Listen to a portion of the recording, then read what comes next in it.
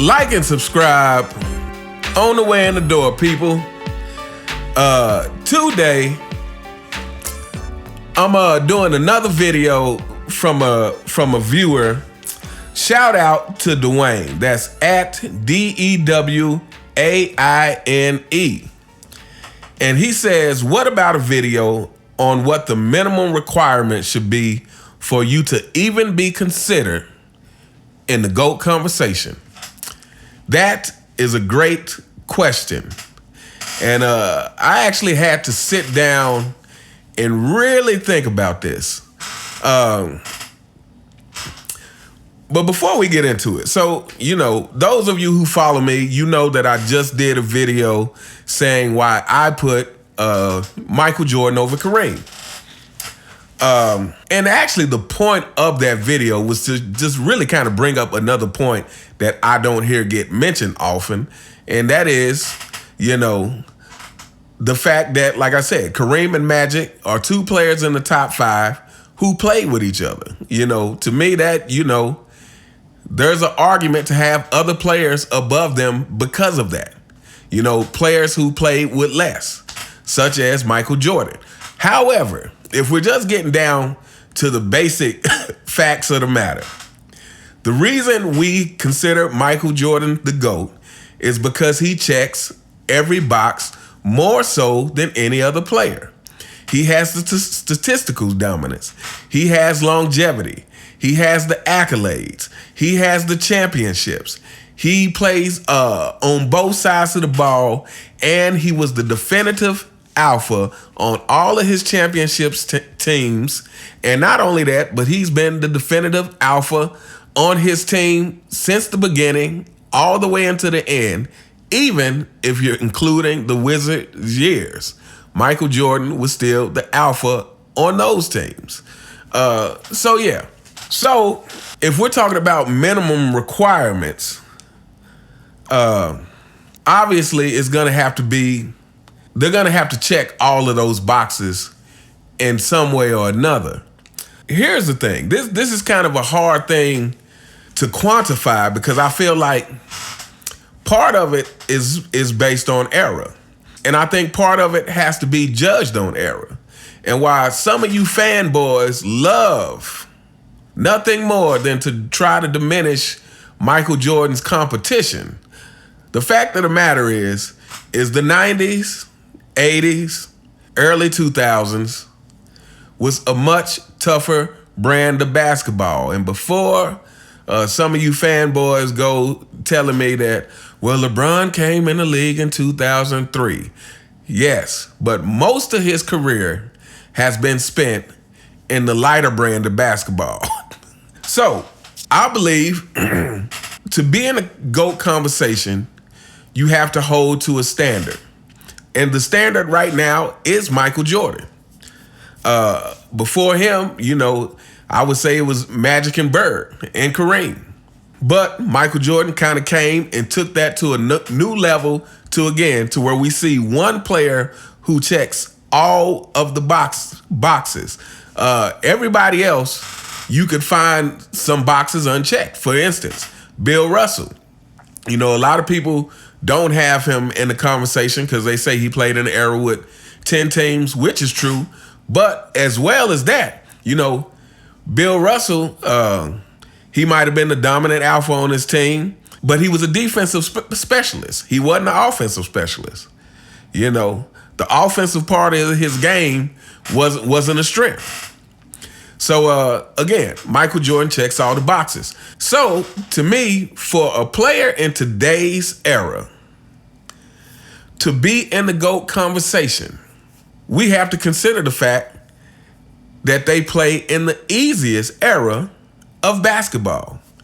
These players play in an era where it's easier to score, so there's more points available. So you have inflated points per game averages. There's more shots going up, so there's more rebounds available.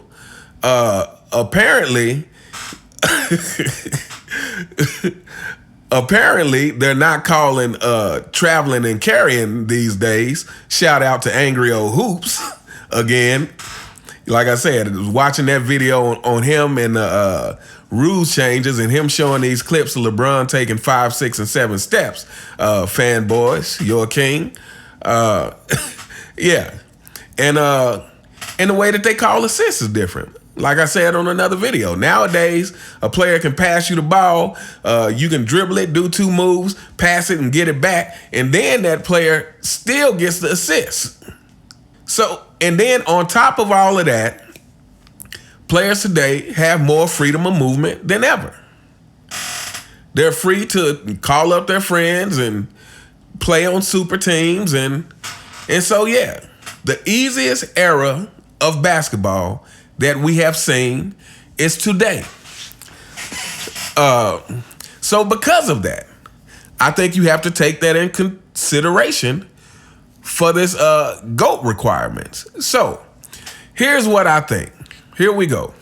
I believe that a player today, in order to be mentioned in the GOAT conversation, should have at least 4 championships. But here's the thing. I believe if a player in today's easiest era of basketball only has 4 championships, then it needs to be a 4-peat.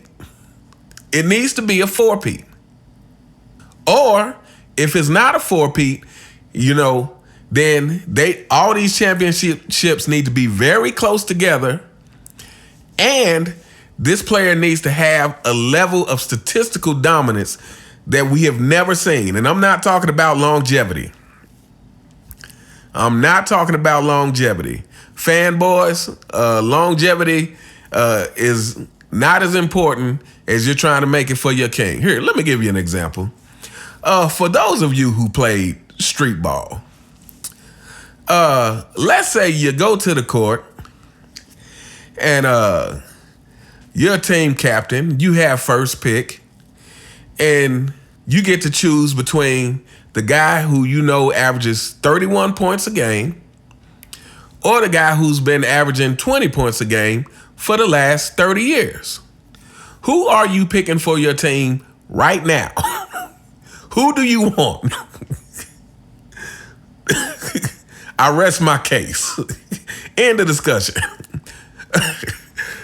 So yeah, longevity, you cannot become the GOAT from longevity. Longevity is simply a cherry on top once you're all ready to go. You can say, oh, I'm the GOAT and I did this for 20 years. Not I'm the GOAT because I did this for 20 years. Yeah. So yeah, back to this. I think if those 4 championships are not close together, like I said, this player needs to have Wilt Chamberlain-like statistical dominance to go along with those 4 championships. If they have 5 championships, I think there needs to be a 3-peat in there. And again, an incredible amount of statistical dominance. To me, that is part of the resume, is the dominance. How dominant were you? And to me, dominance means that for a concentrated period of time, you were the man.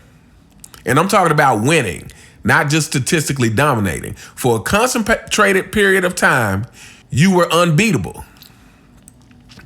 Unlike LeBron James, who, won 2012, 2013. A few years later, he wins the so-called the so-called greatest comeback ever against a team that he was really very evenly matched with. And then 4 years later from that, he wins the Disney ring. That is not dominance, people. That is not dominance. And to make it even worse is that, these were teams that he created. So to me, when you win like that, it's more like a luck of the draw. It's more like you're bound to win if you keep putting together the best talent.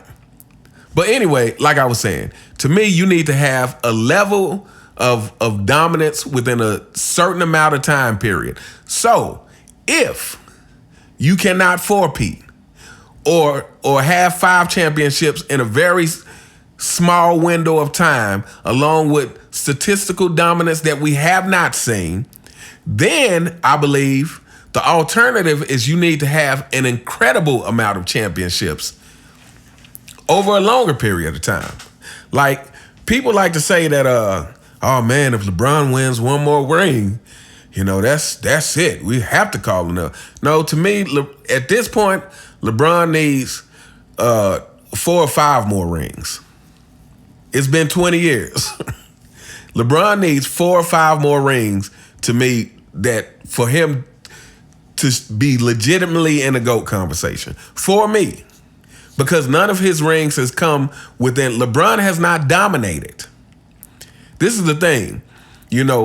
He's stat padded, but as far as dominated and winning, to me, when I think of dominating, I'm thinking about winning.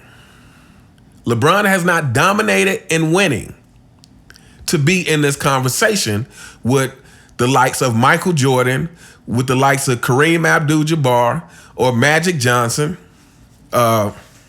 Or I think you need to have 6 championships in the same amount of time that Michael Jordan had them.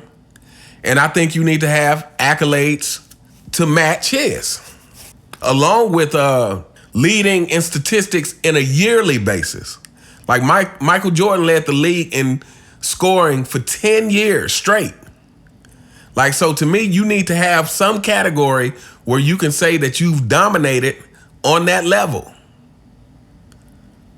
Lead the league in assists for 10 years, or lead the league in rebounds or something. But to me, you need to have a overall resume. Like I said, Michael Jordan is now the standard. And to me, those who came before him were the standard for that time. And I don't think you can legitimately compare today's NBA, as soft as it is, as easy as it is, to those previous generations. So I think the requirements to be in the GOAT conversation should be a little stiffer. And who knows? What happens 5 years from now, decades from now, if there ever comes a point in the NBA where it is harder than it was in the 80s, 90s, early 2000s, then I think the requirements change, right? If you're playing in a harder NBA, then maybe you only need 3 championships to be in the conversation, because we can legitimately say that you're playing in a harder era. Like they call the rules more strict. They don't allow this free-flowing, make it easy for the offensive player kind of basketball. They bring back the big man who can defend the lane and protect the lane. So, yeah, but anyway, that's all I got. Again, shout out to Dwayne for that question. Like I said, I had to sit down and think about this one. But like I said, I think, it largely depends on era, what the requirements would be. And I think it kind of depends on the standard that was set before. And like I said, right now, Michael Jordan is the standard, and we're playing in the easiest era of the NBA. So, yeah, to me, the requirements should be stiffer. But anyway, let me know what you guys think in the comments. What do you think minimum requirements to be in the GOAT conversation should be? Let me know what you think. You all have a fantastic day, and I will see you next time. All right.